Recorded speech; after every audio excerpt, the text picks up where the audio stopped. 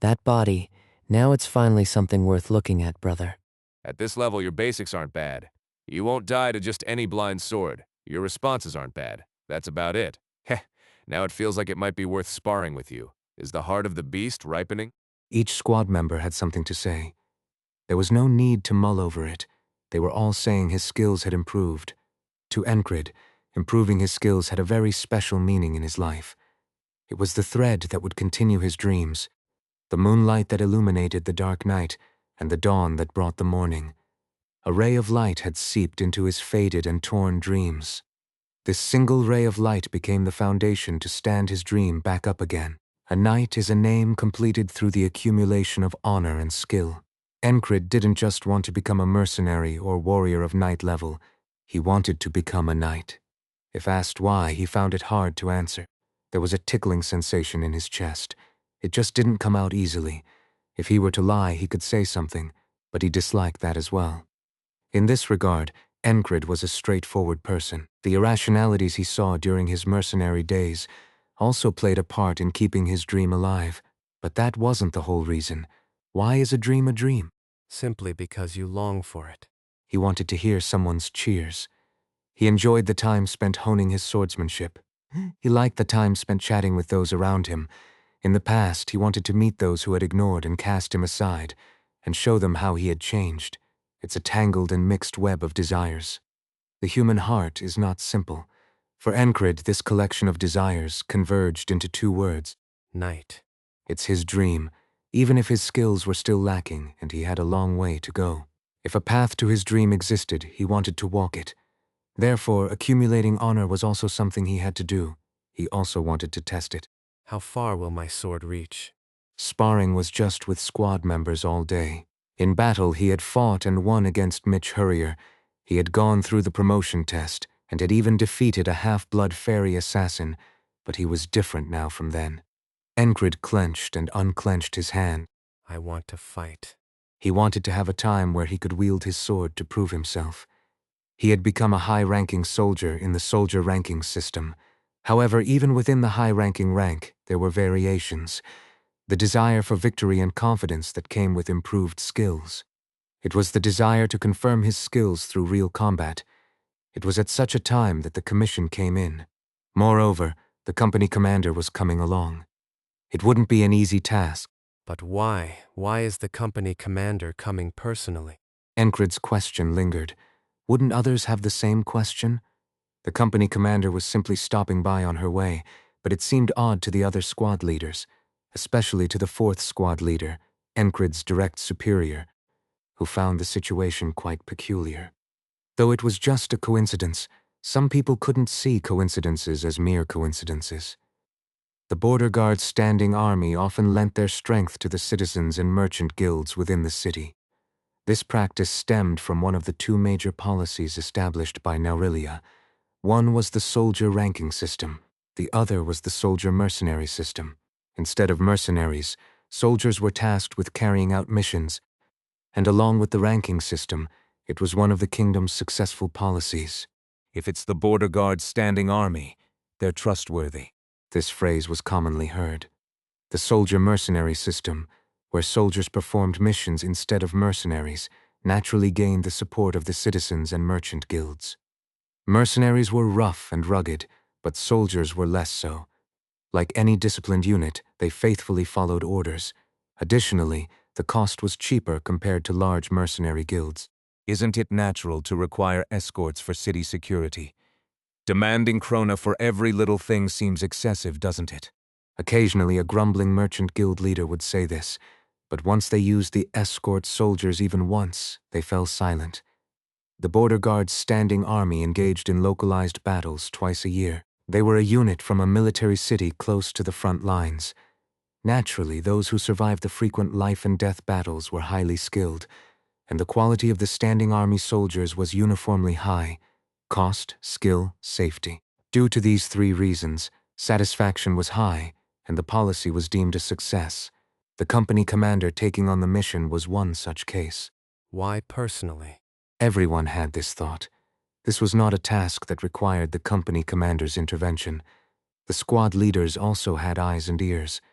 Although they kept their mouths shut to maintain decorum, they knew their company commander was not of average skill. Isn't she comparable to the Frontier Defense Commander?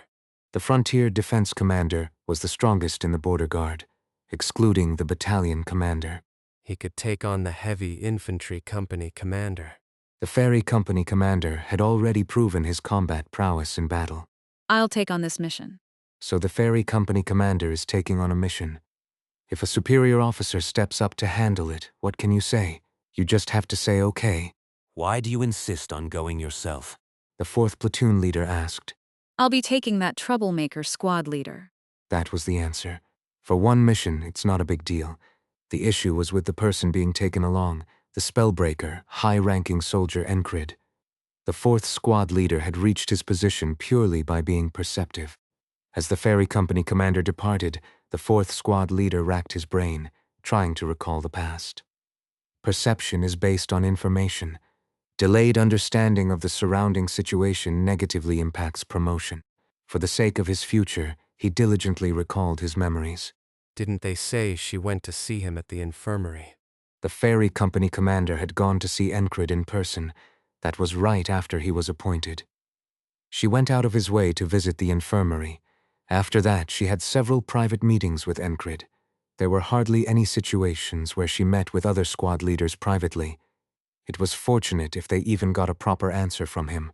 The company commander even got involved in Enkrid's promotion battle. The 4th squad leader saw that scene. It was when he was fighting the Frontier Defense member. At that time, it looked to the 4th squad leader as if the company commander intervened to protect Enkrid, who was in danger. Additionally, on a snowy day, the company commander specifically ordered only the troublemaker squad out. They returned in the morning after all the snow was cleared. They even brought back thermal leather. What had they been doing? He only mentioned it was a classified operation. The details were reported directly to the company commander, so he didn't know. He also heard that the company commander and Enkrid sparred in the private training ground. Why did that happen? The infirmary, private meetings, the promotion battle, the operation on the snowy day, the sparring, and now this mission. All the information mixed together and formed a conclusion in his mind. The 4th platoon leader was getting goosebumps from his own deduction. Of course, it was all a misunderstanding, a series of foolish thoughts, but he was deeply convinced by his own theory. Thus, a thought naturally arose. Could it be the two of them? The platoon leader imagined the ferry company commander and the troublemaker squad leader side by side. They seemed to fit together better than he expected. Nah, it can't be. Despite the strong conviction that gave him goosebumps, he muttered to himself. What do you mean, sir? A subordinate next to him asked. It was during a boring guard duty. The 4th platoon leader cautiously shared his guess.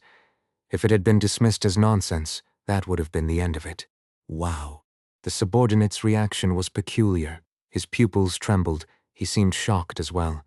The border guard wasn't a small unit, but rumors spread quickly, especially certain types of rumors, which traveled faster than winged horses. Within the unit, there were idle people, particularly the women managing the baths and preparing meals, who loved this kind of gossip. Through them, the rumor gained wings of light and quickly spread throughout the unit. In less than a day, everyone knew about it. Squad leader, I heard you're gonna be a father soon, is it true? Kreis asked as he entered the unit 3 days later. Where had it all gone wrong? Enkrid thought about it but couldn't figure it out. The rumor had already spread. At Kreis's words, Rem clutched his stomach, laughing hysterically. He laughed so hard that his thermal leather shifted, revealing his bare feet. Yeah, it's true. He's going to be a dad. Did you hear about the mother too, Big Eyes? Well, yes. I heard the rumor and thought it was exaggerated. I figured the baby part was a stretch, but when did the company commander seduce you? You're something else, our squad leader. When Kras gave a thumbs up, Enkrid grabbed his thumb and pushed it back down. It's a misunderstanding. Misunderstanding? Who started this strange rumor? The 4th platoon leader had, but Enkrid didn't know that. Kreis, who had recently become adept at handling various information, didn't know either. It wasn't impossible to find the source of the rumor if they set their mind to it, but it wasn't necessary. Their lives weren't being threatened. It's not a bad idea. If you keep her as a partner and have her as a swordsmanship teacher. Ragna chimed in. What's in that guy's head? Sometimes he seemed worse than Rem. Was he suggesting marriage as a way to improve swordsmanship? Heh, he.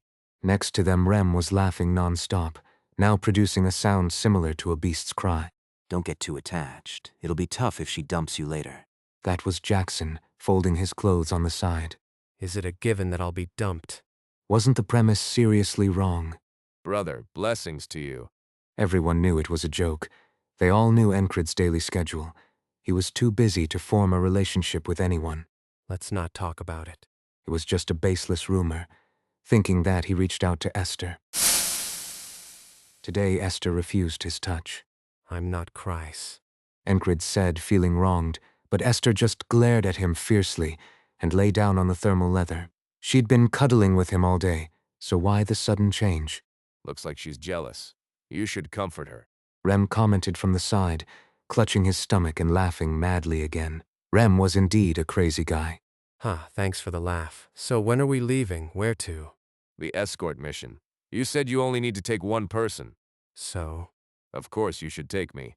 Rem said, half rising and flapping his leather. He proudly pointed at himself with his thumb. The thermal leather flapped widely from Rem's shoulder before draping over him like a cloak. Are you doing this because I teased you? Let's be realistic. Squad leader, that ice-cold guy Jackson? He'd go berserk if the escort made even one sarcastic remark. Do you want to see a sneaky wildcat claw the escort? And that comes out of your mouth. Enkrid was taken aback, but his expression remained unchanged. It was an attitude that said, Say whatever you want. Lazybones won't care. Ragnar usually doesn't volunteer for missions unless he has to. So you're going to take Big Eyes? It's not like you're going to increase the number of people you need to escort. That's true. Kreis was never an option in the first place.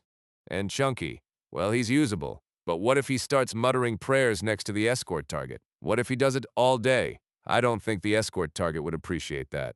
Chunky referred to Auden Rem. That guy, despite being an immigrant from the western frontier, had a way with words that was incredibly smooth. He made it sound like the only option left was himself. But You're the biggest problem. why did he assault his superior? Because of his temper. If he had to protect the escort target by beating them up, then sure, Rem might be fine. He could be fine. But what if he can't beat them up? What if the escort target had even a slightly difficult personality? He couldn't put Rem with the escort target. Disaster would be expected within half a day, if not sooner. If he wanted to avoid paying penalties rather than earn merit from the mission, Rem was the number one to avoid. You can't, absolutely not. There was no need to catch his breath. He spoke decisively. Wow, I'm hurt right now, especially by the absolutely part. What are you going to do about this? Leaving such a scar on a grown man's heart? Still no. I'm going to go rogue. He ignored him. Rem always spouted strange things as if his head was filled with pebbles. He looked around the unit. If you insist. Ragnar said, making eye contact. Ridiculous. If he took Ragnar along, it would be a miracle if he didn't just lay down and sleep instead of actually escorting. It was tiring enough to wake that guy up in the morning. Can't send him alone anywhere. He would get lost. Ragnar had an unbelievably terrible sense of direction. The remaining choices were two, Auden and Jackson. There wasn't much to think about, so he spoke. All right, I've decided on you. Since it was an easy choice, Jackson was chosen. When it comes to missions, it's best to go with the most capable person. In the Troublemaker squad, Jackson had taken on the most missions. That means he has a lot of experience. Therefore, many people seek him out. It goes without saying that his keen senses are beneficial for guarding. Compared to other squad members, the likelihood of friction with the person being guarded was also low. Of course. Jackson nodded as if it was the obvious choice, while Rem caused a fuss, unable to understand. Ragnar then said that he also found it strange. Auden asked if it was against the will of the gods. Naturally, Ragnar and Rem started arguing. When Jackson provoked Rem from the side, Ragnar stepped back and Rem and Jackson began fighting. Enkrid tried to stop them repeatedly, and eventually, he told them not to even look at each other. If you're going to spar, do it with me. Enkrid added this final word and ended the day by sparring with each squad member in turn. They might have felt mentally exhausted, but this was a typical day for the Troublemaker squad. Above all, Enkrid, who had endured long years swinging his sword despite his lack of talent, found this trivial. If he had been mentally affected by this level of stress, He would have long ago put down the sword and picked up a plow. The squad leader is something else. Crace gave a thumbs up, praising the squad leader's mental strength anew. Enkrid gave a slight nod in response. The escort mission was tomorrow. It was a matter of succession within a mid-sized merchant group and a guarding task within the city. 3 people were assigned, the ferry company commander, Enkrid, and Jackson. There was no need to move from early dawn. The person they were guarding was entering the city around noon. The next morning, after a good night's sleep, Esther was in his arms. Why did you act like that yesterday? With sleep still in his eyes, he asked, and Esther tapped his chest with her hand. He didn't know what she was angry about, but it seemed like a signal for reconciliation. Okay, have a good day lounging around. What did Esther have to do anyway? At night, she would crawl into his arms to sleep. In the morning, she would roll around and wake up lazily. Sometimes she would go out, probably to catch and eat mice near the city. Though he didn't provide regular meals, he often gave her jerky as a snack. Surprisingly, all the squad members took good care of Esther, especially Chryse, who was very attentive. Lake panthers shed their claws when the time comes. If you take them, then they won't complain. Just like shedding fur, they shed their claws. So Chryse had a logical reason for being kind to her. You rascal, you rascal. Purr. Finding it cute and amusing how she turned her head primly, he scratched the top of her head a couple of times before getting up. It was time for breakfast. Let's see how well you do without me. Rem was on breakfast duty. He glared, and seeing this, Enkrid reflexively extended his fist. Rem blocked his fist with his palm. Does it not matter if you go out with a broken arm, challenging me from the morning? No, it was reflexive when I saw your face. That's even more annoying. That was understandable. Even though he said that, Rem didn't pick a fight. After all, it was a mission day. If they got injured, they wouldn't be able to perform their duties.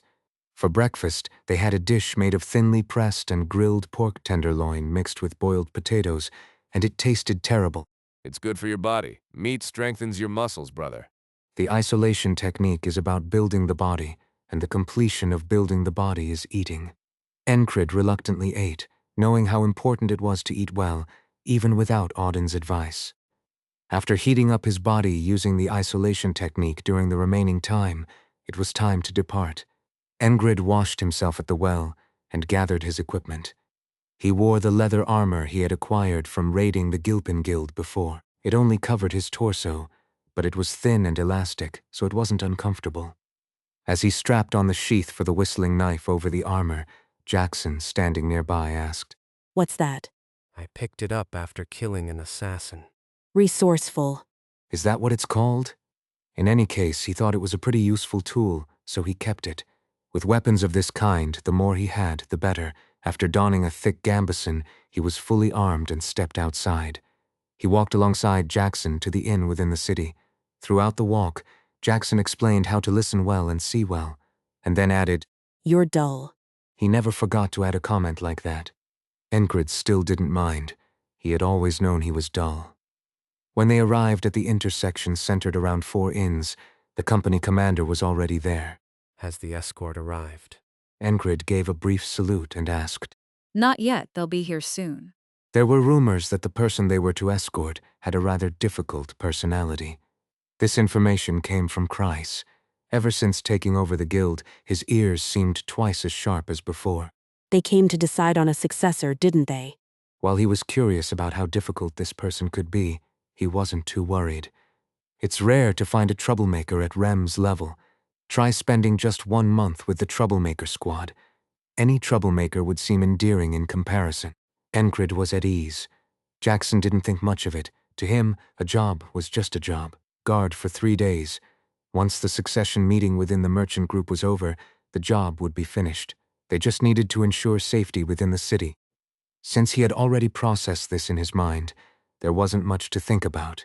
The company commander watched the back of Enkrid's head and recalled why he had brought him along. The troublemaker squad leader, this man, had been a target for assassination by Aspen. This was proof that he had a clean background. Above all, he liked the way he handled the Thieves Guild and his subsequent actions. He maintained the bribes. He transformed the criminal guild into an information guild. Thanks to this, there was no friction with the battalion commander. He knew that eliminating the criminal guild would cause problems, but he let it happen anyway. If the bribes stopped and the higher-ups made an issue of it, he had plans to deal with it. But this squad leader didn't even let that happen. Things have turned out differently than expected, but Even so, it wasn't bad. The company commander, waiting for the escort to arrive, opened her mouth. were we ever that close? Enkrid, who had his hand slanted on the sword grip, seemed to freeze for a moment. Like a well-made statue, he slowly turned his head and asked, What do you mean? If it's loud enough for me to hear, you should already know, right? It's a misunderstanding. Just a rumor. Lately, things have been quiet with little work, so some folks are killing time with trivial gossip. Is that so? Yes, Then we have no relationship at all. it's just a superior and subordinate relationship. I see. He had to dismiss it as trivial talk. Rumors really do spread far and wide. Jackson cleared his throat beside him. Glancing over, it seemed like the corner of his mouth was twitching. He was holding back laughter. Is this funny to you? He mouthed his question silently. I'm not laughing. Jackson mouthed back his response. The company commander was a fairy. She could read the silent exchange between them with just a sideways glance. Lip reading was not a difficult skill for a fairy. It seems you were in a difficult situation. No, I wasn't.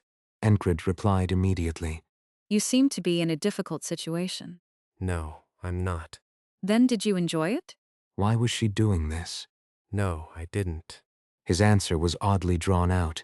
It would have been nice if he had laughed after saying that, but he remained expressionless. Moreover, he didn't even make eye contact, staring off towards the city instead. Fairy jokes.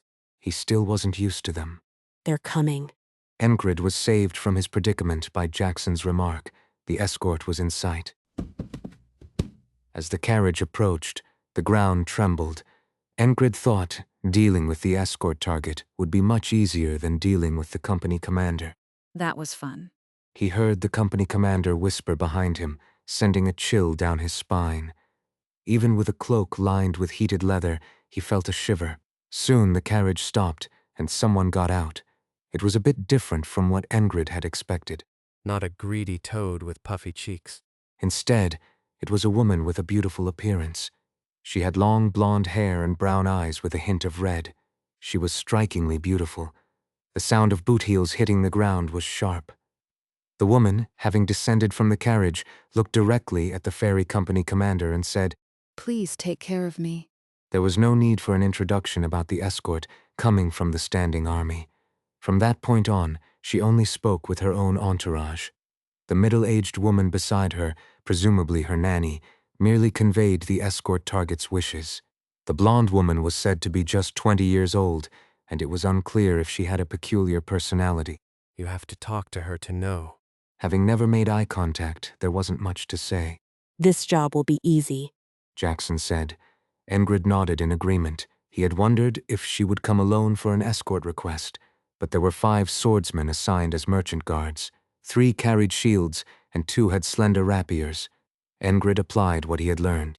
Age, posture, positioning, gaze, all of these are information, brother. As Auden had said, he sketched out their physical forms based on their posture and made guesses. Is it correct? He wasn't sure. Frog might gauge an opponent's skill instinctively, but humans couldn't, requiring knowledge and experience instead. It comes with practice, brother. Auden had said, but it wasn't something that could be mastered overnight. He wasn't impatient. Enkrid focused on observing them calmly. Among the 5, there was one left-handed person, and the screeching of the chair when one of them sat down indicated that they were wearing heavy armor. However, no one was wearing chainmail. It was winter, the harsh season known as the end of the 4 seasons. Wearing metal armor in such cold weather. There was no reason for it, especially for those walking behind a carriage for an escort. Thick gambesons would be more suitable, and they were wearing those. His experience and common sense, combined with what he had learned from Auden, matched up. Assessing their skill by their equipment and posture, it wouldn't be accurate every time, but All 5. they seemed less skilled than the frontier guards. In terms of soldier rankings, they were below elite. Enkrid reaffirmed his conclusions. Not bad. Judging skill by posture and equipment, something he hadn't dared to do before. Feeling his growth, Enkrid relished the joy of progress today as well.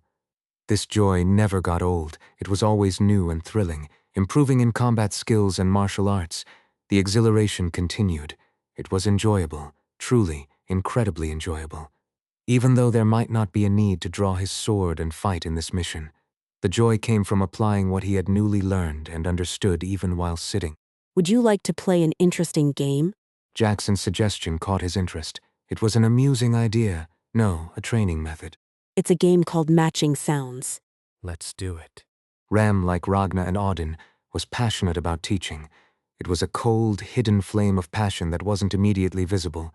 It was impossible not to notice. He was the one benefiting from that passion. So it wasn't really a suggestion for a mere game.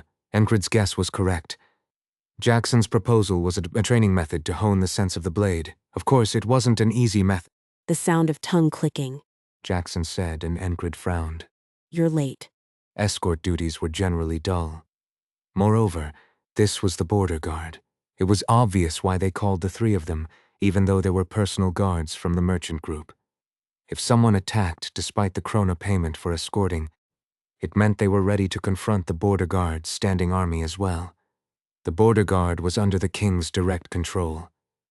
Touching the kingdom's soldiers within the royal territory, even the renowned Rengadis merchant group, known for their blank promissory notes, would hesitate at such a burden. The third man at the left table. How could he know so precisely just by listening? Enkrid felt like he had reached the point where he had eyes on the back of his head. It was a simple yet challenging game. Jackson would speak, and Enkrid, focusing on the surrounding sounds, would guess. The sound of sharpening a knife. The kitchen? No. Higher than that. Enkrid activated his focus point skill. Sweat dripped down his forehead. Despite the warmth from the fireplace heating the interior, the area around Enkrid felt chilly. Upstairs, the direction is correct. What floor? The inn they were in had 3 floors. Should he guess? No, that wouldn't be training. Room 102. Jackson provided the correct answer. The key to this game was timing. You had to speak at the right moment. After a few rounds, the company commander approached. Let me join. She was a fairy. Her senses were far superior to those of a human. Enkrid thought she seemed even more skilled than Jackson. The sound of inserting and drawing a short blade repeatedly. Another question was posed. Enkrid kept missing. The fairy company commander answered without even taking a breath. In front of the inn entrance. The sound of breathing while covering the mouth. How on earth did she know that? Enkrid was bewildered, but the fairy company commander continued to answer correctly in her smooth voice.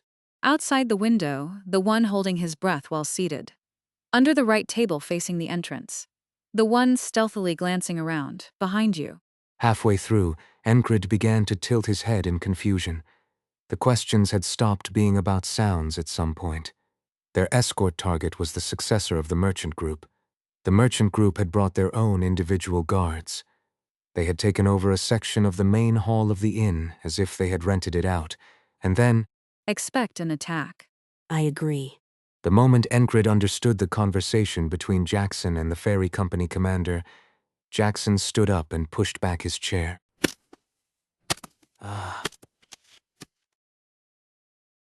Enkrid saw the man hit in the thigh by the chairback Jackson had pushed. A look of surprise and a knife in his hand, a black-coated dagger. The sound listening training had kept his senses alert. Enkrid saw Jackson and then turned his body around. He saw a man holding a dagger. He was about to stab. Seeing Enkrid suddenly turn, the attacker was startled. His eyes widened, and for a moment he froze. In that brief window, Enkrid reached out and grabbed the man's wrist. He twisted it outward and raised his opposite elbow to a right angle. The man whose wrist was twisted was helplessly pulled forward by Enkrid. Enkrid then drove his elbow into the center of the man's chest. The man's chest bone broke, and he dropped the dagger. Enkrid caught the falling dagger and ducked. He threw the dagger to where he had been standing. The dagger flew through the air and stuck into a wooden pillar with a thud. An observer might have thought it was a close call, but Enkrid had anticipated it. He had dodged it easily. Who knew this would be so useful? During the assassin's attack at the barracks, it was Krang who was targeted, but the assassin had to go through Enkrid first. Every time he barely survived, by repeating today. Later, he faced the whistle dagger of a half-breed fairy assassin. This was a recent event. This, too, was repeated today. What someone might experience once or twice in their life, he had experienced countless times through repetition. In other words, it was the sum of all the experiences he had gone through. Now, he could easily counter this type of attack. The assailants' methods were too similar to those of a thief. Their main weapons included black-painted daggers, crossbows, and throwing knives. Well, this is something. However, their skill was inferior. It doesn't even seem to be at the level of the Gilpin Guild. Injured? Dodging the dagger and then speaking like that showed they weren't experts. Assassination wasn't their specialty. Enkrid twirled the dagger he had taken from the dead opponent in his hand. He flicked his fingers to change the position of the knife, gripped the blade with his thumb and forefinger, and then extended his arm forward. A series of movements brought about the result. With a whiz, the thrown dagger flew and embedded itself in the forehead of the masked assailant. The attacker, struck in the forehead, fell backward, collapsing. With a thud, the head hit the floor, and red blood began to flow on the inn's floor. A few citizens who were just having a meal at the inn screamed and ran outside. The waiter and waitress who were carrying food had already hidden under the tables. The attack brought screams. The screams caused chaos, but Enkrid and his party were unharmed. Kill them all, One of the assailants shouted. It's an attack. Fight back. Grab your weapons. The caravan guards also raised the alarm for counterattack, each drawing their weapons. With a clang, the sound of blades rubbing against scabbards echoed. Hearing that, Enkrid didn't forget their duty to guard. I'll go, He said to the ferry company commander and turned his steps. Someone needed to secure the safety of the guard targets. If it was this chaotic on the first floor, there must be trouble upstairs too. There were close guards attached, but If something happens here, it's our responsibility too. he was curious about which madman had instigated this, attacking a caravan guarded by the border guard's standing army. Enkrid headed upstairs. There was no one to stop him along the way. It was understandable. Jackson was blocking the middle. He picked up a chair and swung it like a shield, blocking all the flying daggers. The chair quickly became an abstract piece of art, a wooden chair with daggers and quarrels stuck in it. When throwing weapons didn't work, some approached with short swords or clubs. Jackson swung his sword every time they came within range, separating one person's soul from their body with each strike. It was sheer cleanliness, blocking and slashing. The trajectory of the blade was ordinary, but the opponents couldn't block it. One barely managed to block, but Jackson originally swung his sword to cut through, and he quickly thrust the bounced-off sword into the opponent's face. With a crack, the nose bone broke, creating a new hole above the bridge of the nose. The opponent fell, and Jackson pulled out the sword to start the same process again. Blocking incoming daggers with the chair, he cut down those who approached with the sword. His dagger-throwing skill was several times better than Enkrid's, but he didn't use it. There was no need. Damn, what is this guy? Jackson didn't answer. What conversation could he have with soon-to-be dead men? While Jackson drew their attention, the ferry company commander stepped right into the midst of the assailants. She drew her knighthood from her waist. As the leaf blade danced, assailants began to fall, clutching their throats, slash and slash again. Blood droplets sprayed into the air. Her face and body were painted with splashes of red. No one could match the nimble movements of the fairy. This was not a group of high-caliber fighters. If this is all, I'm disappointed. With one foot on the ground and the other raised 2 spans high, she took a stance with her leaf blade aimed at an opponent. It looked as if she were about to start dancing. Her voice was clear and lively, but to the listeners, it might as well have been the voice of the demon king of the underworld. One of the masked men involuntarily stepped back. Damn it. One of the remaining attackers muttered, on the verge of tears. The leader of the attackers on the first floor thought, As long as the objective is achieved. they had stalled enough time. Whether the operation on the second floor succeeded or not, staying any longer meant certain death. The guard's skills were several times better than he had anticipated. Had they brought in the slaughter of the frontier or something? He didn't know. He didn't need to know. He thought his job was done. It was time to pull out. But I will kill them all. The leader shouted, running toward the door. He planned to escape while his men bought time. He believed the operation was a success. Glory to Aspen. One of the remaining subordinates shouted. Ignoring the shout, the leader fled. They were the remnants of spies left in the city. They threw their lives away for their country and honor. The leader, though, did it for the money. Loyalty was meant to be used at times like this, wasn't it? Jackson, watching the fleeing leader intently, touched the thin blade hidden at his waist and then let go. Pointless. Killing that one wouldn't change anything. Letting him escape wouldn't cause any big trouble either. Jackson turned his attention back to his task, butchering and killing the attacking enemies without mercy. He was playing the role of the gatekeeper, blocking the stairs leading to the second floor. Not the most fitting job for him, given his usual demeanor, but among those gathered in the inn's main hall, aside from the ferry company commander, he was the most skilled. No one could get past Jackson. While skillfully swinging her nadil, the ferry company commander occasionally glanced back. The squad member blocking the way ahead of Enkrid, who had gone up the stairs, caught her eye. Impressive. Wasn't this the troublesome squad? A squad member more skilled than their leader was unusual. It wasn't entirely unheard of, but the skill gap here was significant. At least city level. The soldier ranking system is a system created by Naurilia. When you look across the continent, skill levels are expressed differently. For the company commander, who has led a nomadic life, that method was more familiar: village, city, continent. Even within these categories, there were distinctions between large villages and small cities, and between regions of the continent or the entire continent itself. The basic structure was this: are you skilled enough to make a name for yourself in a single village? Or do you have the skills to make a name in a city? And to make a name across the entire continent, what level do you need to be? In her estimation, a continent-level expert was at least at the level of a knight. Without mastering the power they wield, it was difficult. Excluding frauds who hired minstrels to sell their names, that was the truth. Interesting. She muttered.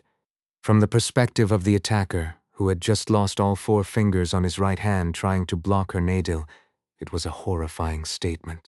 Ugh, what? The man, tears streaming down his face, spoke. The ferry company commander silently struck the back of his head with the pommel of her nadil. Unconscious. Should she stop the bleeding? No, it wouldn't matter. If he died, he died. There were plenty of witnesses left alive. She hadn't killed them all. Neither had Jackson. Some of those who looked young and seemed likely to have loose lips had been spared, with only thigh cuts or were just knocked out. Even the first one who shouted, "Glory to Aspen," was left alive. They would be useful in many ways. How's it going upstairs? While fighting, the fairy partially focused the situation upstairs. Her hearing extended, revealing the situation above. She had a peculiar smile. Interesting. It was a recurring thought. When she was a child, when she first received her nidil. Back then it was just as enjoyable. With this thought, the fairy's nidil moved again. By now the number of assailants had halved. Enkrid ascended the stairs to the upper floor 2 steps at a time. As he pounded up the stairs, he felt light. The isolation technique. It had certainly made a difference in his body. Auden had said it was slow, but Enkrid felt a significant change. He felt lighter than before. As soon as he reached the second-floor corridor, an assassin with a sword dropped down from above. This one was of lower skill than the previous assassins he had faced. He could almost see the presence of the assassin. In the narrow corridor, he swiftly twisted his body. Pressing close to the wall to avoid the falling attacker, the assailant hit the floor with a thud. The eyes of the fallen attacker met Enkrid's. Enkrid gripped his long sword with his right hand, bending his knees halfway. It was the drawing stance of the middle sword technique. The fallen attacker regained his balance, holding his short sword vertically to the ground. It was an excellent defensive stance to block a horizontal slash, but it was a poor stance to block the vertical slash that Enkrid initiated with his left hand. Deceiving the opponent with his right-hand stance, he sliced through the attacker's crown with a hidden short sword in his left hand. It was the double-drawing technique of the Valen mercenary sword style. The deceived attacker's eyes trembled, but he couldn't speak. The dead don't talk. Are you crazy? Hiring an assassin here? A woman's voice was heard. Where do you think you're going? Another woman's voice followed. Enkrid leaped over the corpse and started running down the narrow corridor. A partially open room came into view, and in front of it, a masked assailant blocking the way. Idiots. Seeing Enkrid charging towards him, the assailant waved his hand. A throwing knife whizzed through the air. Compared to a whistle dagger, its speed was not even a quarter. The heart of the beast gave Enkrid the courage to face the flying dagger head-on. Focus point made the flying dagger appear slow. Coupled with the sense of the blade, he read the trajectory of the dagger. With muscles and reflexes supporting all these processes, Enkrid simply tilted his head to the side. In the past, before repeating today, such a movement was unimaginable. He had thought it was just a stunt, dodging a flying dagger by just tilting his head. In an actual battlefield, hadn't he failed to dodge an arrow from some hawk-eyed enemy and had to use a shield? Now he felt he could dodge even that arrow. The sound of the thrown object whooshing past remained in his ears. Dodging by just tilting his head and charging forward, his opponent's eyes widened in surprise. Despite being startled, the opponent moved his hand, seemingly to throw another dagger. Holding the short sword in his left hand, Enkrid feigned a charge, then swung his right arm once. Following the trajectory of his swinging arm, a whistle dagger whistled through the air. It pierced through the opponent's neck. Erg. Blood spurted from his neck, and blood foam bubbled from his mouth. Reflexively, he completed his movement. He threw the dagger he held in his hand. But already dying, he lacked the strength, and it simply fell to the floor with a thud. Both the dodging and throwing actions occurred within a few breaths. Without slowing his pace, Enkrid charged forward and slammed his shoulder into the man with the pierced neck, sending him flying to the side. Thud, bang, crash! The man crashed into the door on the opposite side of the corridor, eliciting a surprised scream from within. This was an inn. Naturally, there were people staying. It wasn't broad daylight, but still, to carry out such an attack in the middle of a city, in an inn no less, these opponents were either exceptionally brave or completely foolish. Arg. Having just dealt with one assailant, Enkrid kicked open the door and entered the room. He saw one of the caravan guards collapsing with a knife wound to his stomach. The masked assailant who had stabbed the guard withdrew the knife and was about to slash the guard's charge. In that split second, Enkrid's whistle dagger flew from his hand. Whistle, thud. It wasn't thrown with full strength due to the urgency, but it served its purpose. The assailant faltered, trying to block it. Enkrid charged forward. The assailant didn't try to confront the charging Enkrid. Instead, he swung his sword again towards the guard's charge, the young woman from the caravan. You bastard. Enkrid cursed internally. Enkrid cursed the relentless assassin. There was no other way. In a moment, he mimicked the movements of a squire he had seen on the battlefield. Of course, he couldn't replicate it perfectly. He lacked such talent. But the distance was short. A small room with just a bed and a couple of pieces of furniture. In such a confined space, he could manage a decent imitation. Lowering his stance, he pushed off the ground. He closed the gap in an instant. Enkrid thought that pulling and throwing another whistle dagger wouldn't be enough to stop the attacker, so he threw himself forward. The blade intended for the guard's charge struck Enkrid's back as he positioned himself between the sword and the target. The gambeson was cut through, and the blade sliced into his lower back. Reflexively, Enkrid twisted his waist to deflect the sword that had struck him. With the blade now lodged in his body, Enkrid's eyes met those of the guard's charge. Instead of the expected wide-eyed, pale-faced terror, he saw a woman with a determined expression, her jaw clenched tightly. It was a protection mission. What was a mission? It was a duty, something that had to be done. Since he had taken the blow with his back, Enkrid endured the shock with his body. At the same time, he silently thanked Auden. Thank you, Auden. Knowing how to take a hit, that's fundamental. It was the basics of wrestling. Deflecting force while taking a hit, essentially deflecting the blade with his body. When he learned it, he felt like he was going to die. Now that he had learned it, he realized how useful it was. Just a moment, Enkrid said, pushing the caravan girl aside. Instead of screaming, she held her breath. She seemed to be a resilient type. You bastard. The assassin, assessing the situation, glared at Enkrid with a thick-bladed sword, a gladius in hand. Shall we go downstairs and talk? Enkrid turned around and then charged at him. The opponent's blade aimed for his forehead, thrusting forward. Enkrid had never imagined that his experience with whistle daggers would be so useful. It was a slower thrust compared to a whistle dagger. Dodging it, he lowered his stance and grabbed the back of the assassin's thigh with his palm. He then lifted the assassin from below and rushed toward the window. Crash! Crack! The wooden frame shattered and the glass broke. Enkrid and the assassin fell straight out of the second floor. The second floor wasn't that high. Even so, falling with the weight of an adult man, fully armed, was indeed an act of suicide. Enkrid pushed his opponent by headbutting his stomach. He fell while maintaining his balance. The sudden tackle left his opponent helpless. With a thud, they both hit the ground. On top was Enkrid, and below him was the assassin. Cuff. The fallen assassin spat out blood. Enkrid, pushing his opponent away and standing up, exhaled and checked his own condition. No injuries. No strained joints or ligaments either. That was good. Separating the assassin from the person he was protecting was the first priority of a bodyguard. Jackson was blocking the way to the second floor. The rest of the minor issues would be handled by the ferry company commander. While checking his body, Enkrid realized there were no particular wounds on his back. Blocking the opponent's blade with his body was somewhat calculated. The armor. The armor he obtained after raiding the Gilpin Guild. Rem was the one who recognized its true value. This won't be cut by any ordinary sword. It's made from precious beast leather, so use it well. The material alone is quite something. What kind of fool had this and didn't wear it until he died? Originally, the box was cursed. The deceased guild master couldn't break the curse, so he just kept it. For some reason, the curse didn't affect Enkrid. So he managed to block his opponent's blade without spilling a single drop of blood. However, while it could block sharp metal, it couldn't completely absorb the shock, so he was grateful to Auden.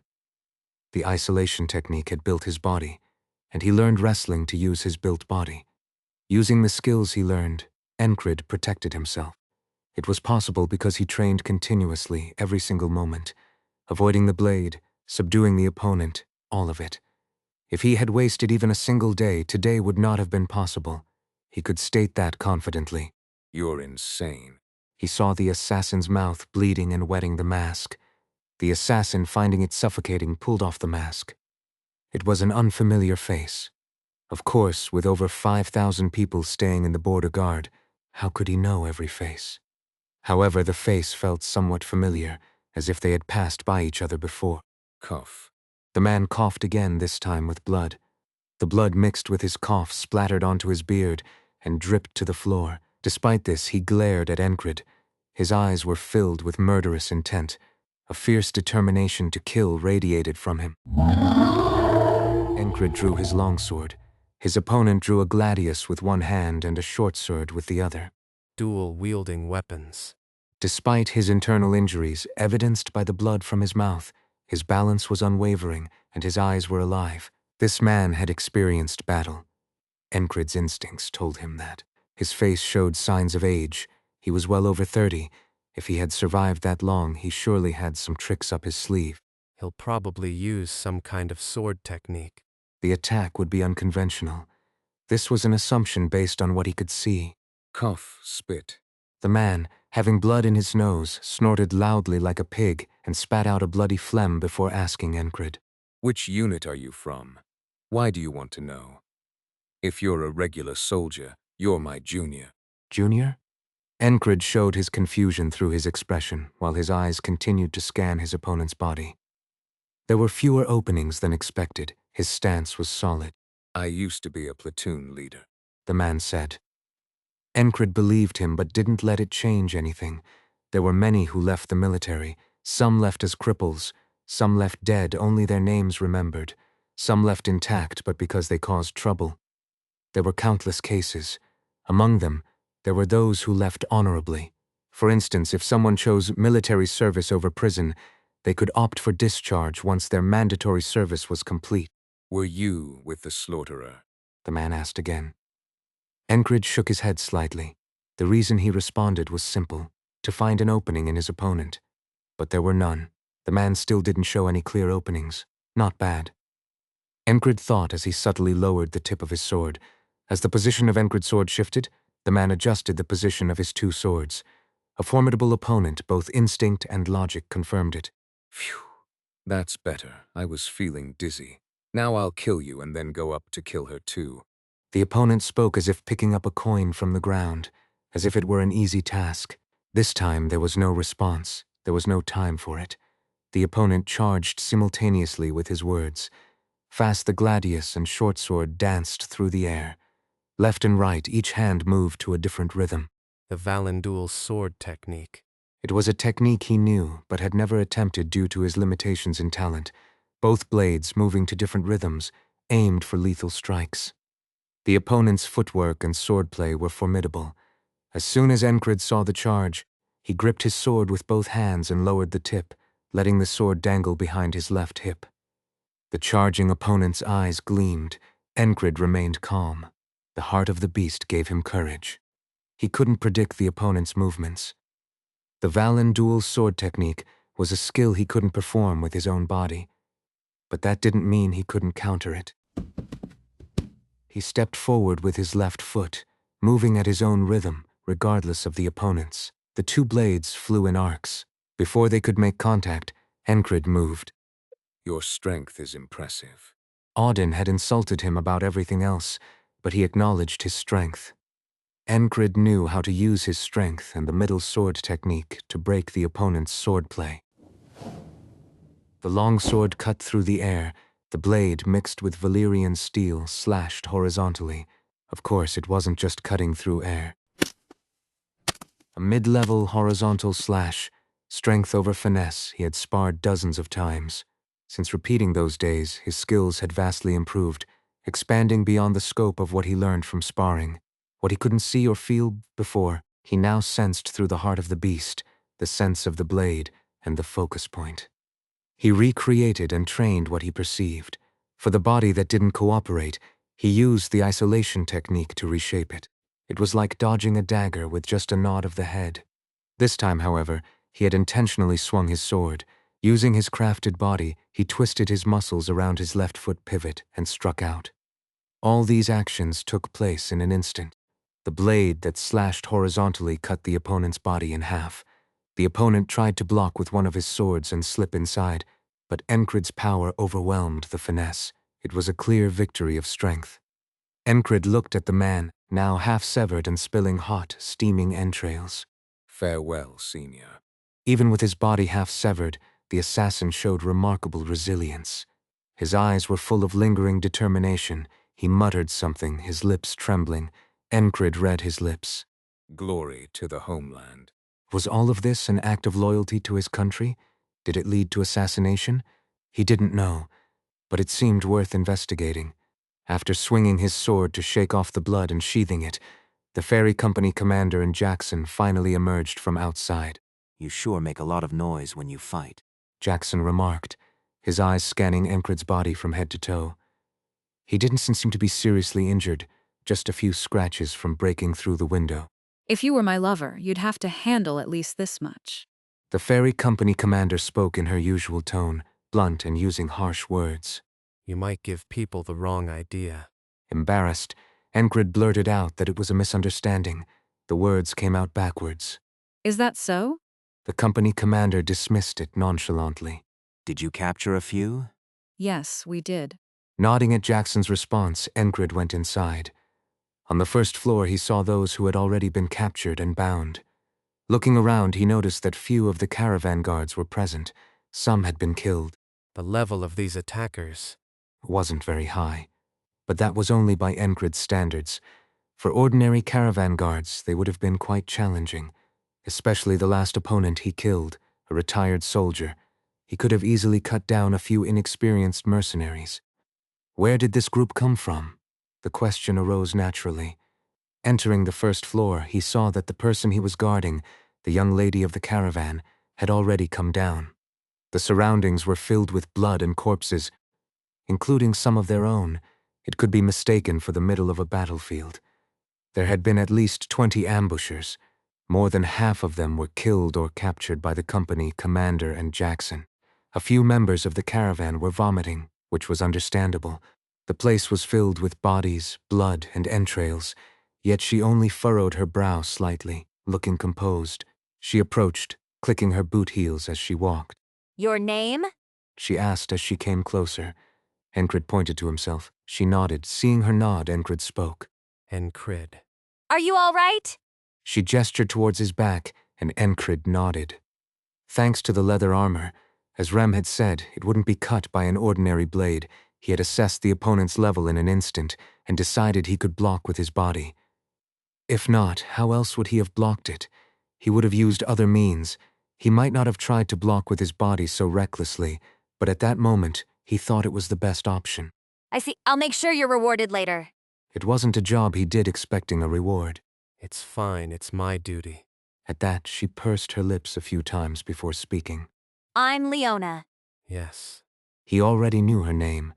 After introducing herself, she looked around and took a deep breath in and out. Compensate the families of the deceased. Yes, my lady. The nanny, whose legs were trembling, approached and answered. She seemed more shocked than Lady Leona herself. Seeing the vomit on her lips, it was clear she had already been sick from the sight around her. The nanny consciously avoided looking at the ground. In contrast, Lady Leona was so composed. Is she more indifferent to such matters than I thought? No. She's just more resolute, or maybe she was prepared for this. Enkrid watched as the others cleaned up the area and then stepped back. Leona didn't say anything more. Enkrid moved to one side of the inn, noticing the owner's distressed face. This must be a first for him, too. He was curious. No, he needed to know which lunatic had orchestrated this. Glory to the homeland. He had heard rumors of Aspen's spies within the border guard. The one who seemed to be the ringleader got away. Jackson said beside him. Why didn't you catch him? Why should I? I came to protect, so I'll protect. This is the proper attitude of a soldier fulfilling a mission. Jackson conveyed his thoughts not just through words, but through his attitude. Enkrid didn't reprimand him for it. It was probably better than bringing Rem or other squad members. Well done. 2 days left. It sounded like a call to stay committed to their protection mission. Work is work, and Jackson was right. I am curious about the mastermind. The incident happened early in the evening. As darkness fell, the smell of blood lingered. A few remaining guests vacated their rooms and left. When the innkeeper's face grew more contorted, Lady Leona spoke up. The caravan will cover your losses. Watching her from behind, she didn't seem frightened like a scared bird. She was confident. She must not have been raised delicately. Enkrid quietly watched her back and then asked, Are we staying up all night, Company Commander? Do you want to? No. Then we'll take turns. You rest first. Yes. Without hesitation, Enkrid went up to the second floor. As he ascended, he clenched and then opened his hand. How skilled had his opponent been? At least as skilled as that thrusting maniac he had repeatedly encountered on the battlefield during his first today. Falling from the second floor, he had inflicted injuries on his opponent. His internal organs were damaged. His limbs wouldn't have had full strength either. That didn't dim the light of victory. Even if he was at his best, I would have won. Confidence. Those 3 words he had never truly possessed in his life. Now they began to sprout within him. He would still walk like a turtle, but it would be a different walk. Enkrid felt he had taken a step closer to his dream. Though it was too small to be visible, the fact that he had advanced filled him with satisfaction. Thank you for saving us. One of the guards, descending the stairs, encountered him. If we hadn't requested protection from the border guard... The female guard, who had been Leona's close protector, looked pale. Even with a hole in her stomach, she was already walking. Was she desperate to die? It was a shallow wound. It was close. My internal organs weren't damaged. She spoke, sensing his gaze. That's a relief. They awkwardly looked at each other before Enkrid passed her and continued upward. Thank you. The female Golgod said again. Enkrid took it in stride. It was his duty. That was his mission and job. Enkrid rested for exactly half a day and woke up at dawn. It's your turn, squad leader. It was the call of the company commander, though he was already awake. He shared a room with the company commander and Jackson. There were no issues with taking turns using it. After all, they were soldiers before being men and women. Even with the border guard's regular troops as escorts, There had been an ambush. This ambush had caused quite a stir. In front of the inn, 2 squads of soldiers were deployed. They were from the 2nd Company. I'll catch that bastard and make sure he pays. One of the platoon leaders from the 2nd Company said confidently. It was said they took the captured assailants with them. Enkrid went down alone. Despite the cleaning efforts, the hall still smelled faintly of blood and other unpleasant odors. The dim light from the candelabra illuminated the hall. It was empty. Ordinary guests had long since moved to other inns. As a result, the main hall was empty.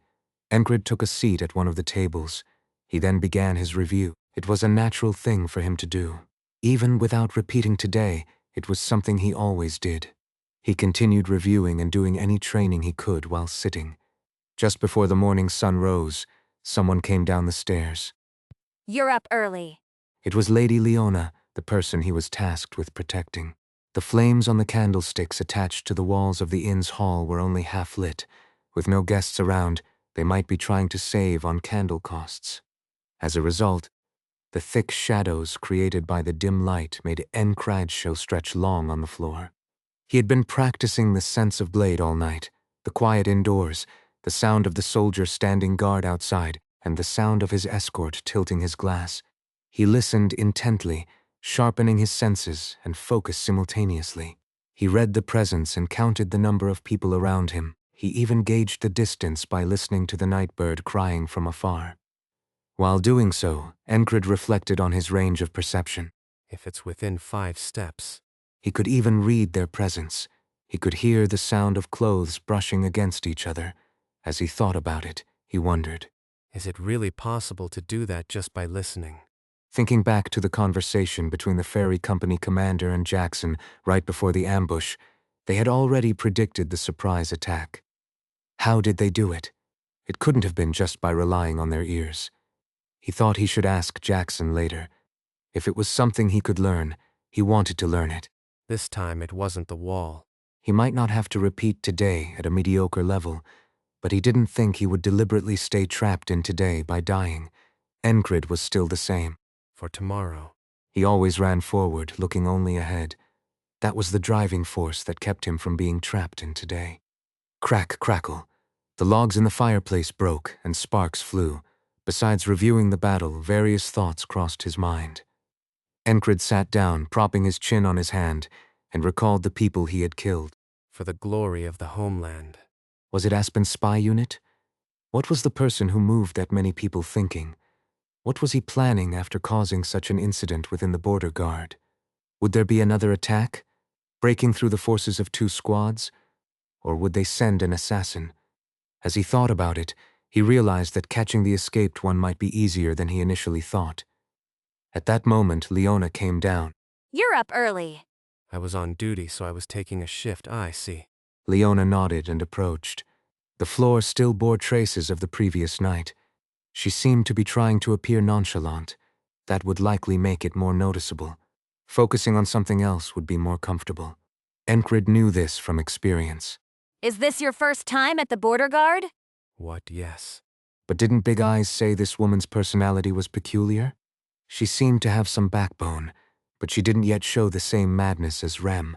No, I shouldn't compare her to Rem. That wouldn't be polite. They say there are many legends about the Penhanil River. Do you know the story about the sword made from the river's water? A bard's tale always stirred the heart. Enkrid had memorized a few such stories. They were not only good for making conversation but also helped pass the time on duty without boredom. So the story he was about to tell was just idle chatter while on duty. However, for someone hearing it for the first time, it would be quite a fresh tale. Please, tell me. Leona smiled and nodded, showing interest. Despite the trivial nature of the story, Leona listened with bright eyes. She responded with smiles and nods throughout. And so, there was a trend of making swords from the river's water for a while, but none ever summoned the spirits living in the river like the story said. You're a good storyteller. Quite good, yes. Rem admitted that when it came to provoking someone with words, there was no beating their squad leader. Here, the squad leader was himself. As he nodded, Leona suddenly spoke up. Would you come with me? Enkrid, puzzled, asked again. What? Where? She was still his charge. Even though 2 squad forces had taken control of the inn after the ambush within the border guard, leaving no one inside. Enkrid's mission and her requested task weren't over yet. There were still 2 days left, so it was only natural to follow her wherever she went. I'm suggesting you come with me when I leave the border guard later.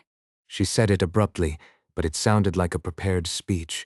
It had the particular nuance often found in those who had commanded many people. Sitting quietly with her red lips parting, she said, Come with me. She exuded confidence, sure that the position she was offering was superior. Leona truly believed that. What kind of place was the Rockfried Merchant Group? Though it might lag behind the Rengardis Merchant Group and other major groups, it was still influential in the region. These merchant groups dealt with the shepherds of the wilderness in the northernmost part of Penhanil, a group of hunters known as the Black Leather Guild, who could hunt dragons if adequately prepared, and the Glacier Rangers, who lived deep in the mountains in harmony with nature. Their primary trading partners were these 3 groups. In addition, there was a map imbued with the experiences of their predecessors who had traveled across the Penhanil continent. It was the Rockfried Merchant Route Map. This map recorded their trade routes, summarizing the specialties of each merchant group and the fastest paths, making it a treasure among treasures. If someone stole it and sold it, they would never have to worry about money for the rest of their lives. This was the Rockfried Merchant Group. It was something everyone coveted, especially those who inherited the bloodline of the predecessors. They might think it was rightfully theirs. This thought likely spurred the bold raid yesterday. Drawing a sword first here. That's why she was angry. Why did that boldness have to show up now? Although she wasn't related by blood, she was striving to honor the predecessor's last wish. Why did the other party completely disregard that? Yes, if it weren't for the predecessor's last wish, she wouldn't have come this far. What was that last wish? Before killing and being killed, try to reach an agreement. Can you do that for me, Leona? The predecessor, the one who raised her like a daughter, but he was also someone she couldn't easily call father. Neither the merchant group nor the bloodline. She couldn't give up either, so this was his last wish. Leona understood the predecessor's heart. To grow the Rockfried Merchant Group, Leona was raised, but he couldn't simply abandon his bloodline. That's why she was here.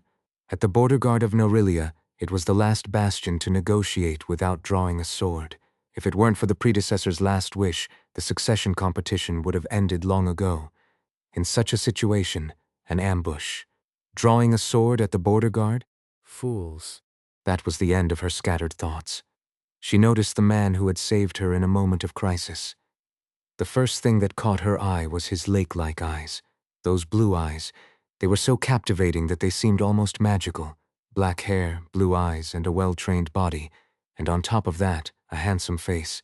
It was only natural for her to be interested. He really has a great appearance. Moreover, his skills were exceptional. The way he had dashed into the room and subdued the enemy in an instant. And what about his unselfish nature? After saving her, with just one word, duty, Leona's heart raced. It started from that moment. She wanted him. She wanted to take him with her. I promise you a better position and better treatment than you have now. Enkrid had nothing to ponder. Hadn't he already served as an escort for the merchant group? If his sole purpose was Christ. That wouldn't be too bad either. Living as the sword of a growing merchant group wouldn't be bad. But he had dreams and a path to follow, and though it was slow, he was walking that path now. There was no room for distractions. No, thank you. He placed his hands on his thighs and sat up straight, a firm answer from a proper posture. It's best to be clear when refusing. Enkrid knew this from experience. Leona's pupils trembled. It's unseemly to cling to someone who says no. Jackson's voice came from behind, though she hadn't noticed when he had come down. Indeed, it is unseemly. The ferry company commander's words were heard as well. Is that so? Leona neither burst into anger nor showed any irritation or annoyance. She just nodded calmly. Are you satisfied with your current position? Not really, but being here shows him the way to rise higher. Business is tough, sighed the innkeeper who had appeared at some point.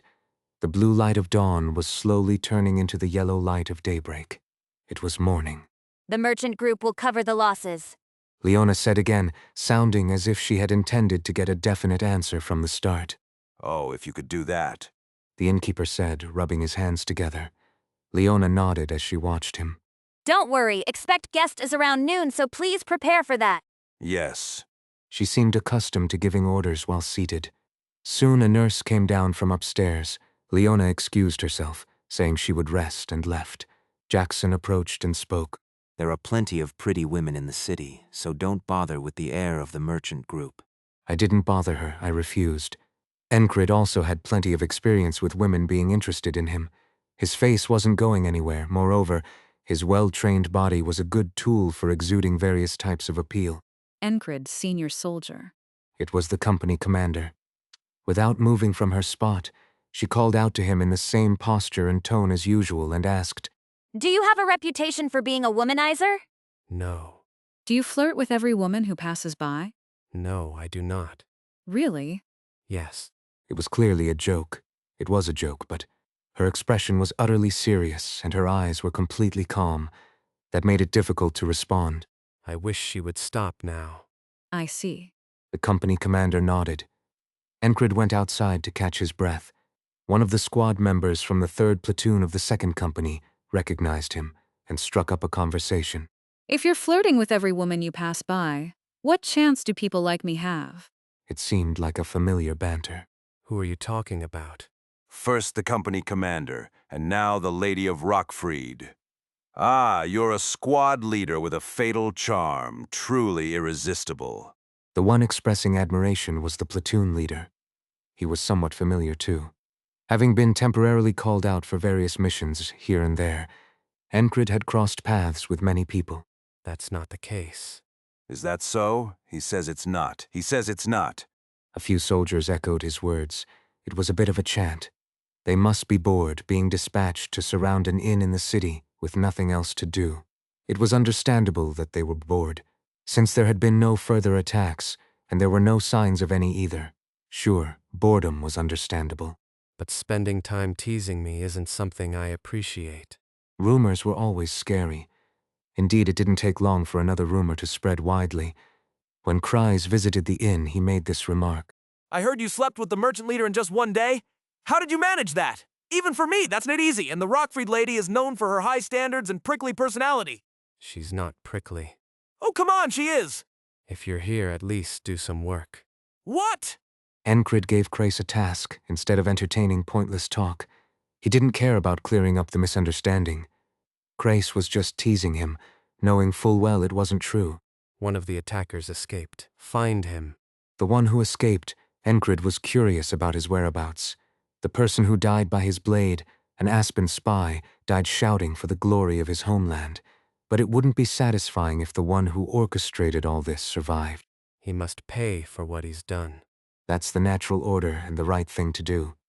It's good to say that justice is alive, and soon the order to find him would come from the unit. He didn't want to leave it be. If he started something, he had to take responsibility, not run away, leaving all his subordinates behind. Since he identified himself as an Aspen spy, he couldn't be let go alive. Understood. With the Night Guild around, they could find out most things within the city. That was an advantage. So finding one person shouldn't be too difficult. Every now and then, Krona comes in handy. This time, if he saved enough money, he was thinking of getting a decent short sword or a guard sword as a deputy. He had tried a guard sword before and quite liked it. Ragna had also recommended using a shield, but he couldn't easily get accustomed to it. If necessary, he would learn, but considering his abilities, using his strength was his specialty. It would be better to wield the sword with both hands. But on the battlefield, having a shield is beneficial. Ragna had said this too. As a light infantryman, he knew how to handle a shield to some extent. What is the purpose of the military? It's a place that values the strength of a standardized majority over a few exceptional individuals. It was common knowledge that a 10-man unit, trained and standardized, was stronger than a unit with 2 outstanding swordsmen mixed in. As part of standardized training, there were group formation drills involving shield handling. While his subordinates roughly went through it, Enkrid diligently learned it as well. It didn't improve easily, though. It just doesn't come naturally to me. Every time he picked up the shield, Enkrid thought about it. Like Ragna said, wielding the sword with both hands felt much more natural, like a well-fitting garment, whether to use a shield or not. If he became an exception to the standardized rules of the majority, it wouldn't matter much. Not long after Cryas left, a man with a mischievous face and about a dozen soldiers arrived. One of the escorts caught his eye, a man with slanted eyes and arms hanging limply at his sides. He wore a thin, long-bladed rapier at his waist. He looks fast. That was his immediate impression. The man didn't bother to hide himself. It seemed to be a display of confidence. I use a fast sword, but knowing that won't help you block it. His posture and attitude seemed to say just that. The man with cheeks puffed out with mischief was named Polyd. He was Leona's rival in the succession competition. As soon as he entered, he took a seat at a table and said, "Hey, bring Leona here." The person addressed as Hey was Jackson. Naturally, Jackson ignored him.